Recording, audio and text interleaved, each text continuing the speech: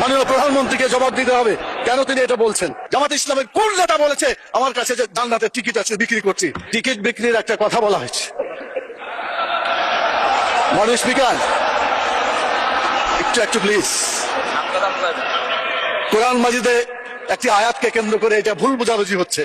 আল্লাহ তাআলা সূরা তওবার 111 নম্বর আয়াতে বলেছেন যে আল্লাহ তাআলা জান মালকে কিনে নিয়েছেন জান্নাতের বিনিময়ে।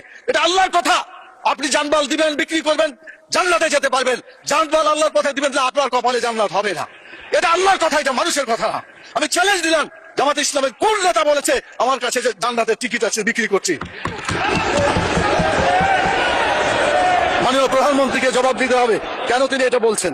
আমাদের ফখরুল ইসলাম সাহেব বলেছিলেন আমরা শরীয়তের আইন বিশ্বাস করি না, পরে অবশ্য আত্মসমর্পণ করে নির্বাচনের আগে বলেছেন শরীয়তের বিরুদ্ধে আমরা কোনো আইন আমরা পাশ করবো না। তো ধন্যবাদ ওনাকে অন্তত তওবা করে ফিরে এসেছেন। আমরা আল্লাহর আইন চাই, আপনারা আল্লাহর আইনের বিরোধিতা করবেন না বলেছেন। অতএব আসুন বাংলাদেশে মানুষের আইনের কবর রচনা করে কোরআনের আইন প্রতিষ্ঠা করি রব্বুল আলামিন। আল্লাহ তাআলা আমাদেরকে সে তৌফিক দান করুন।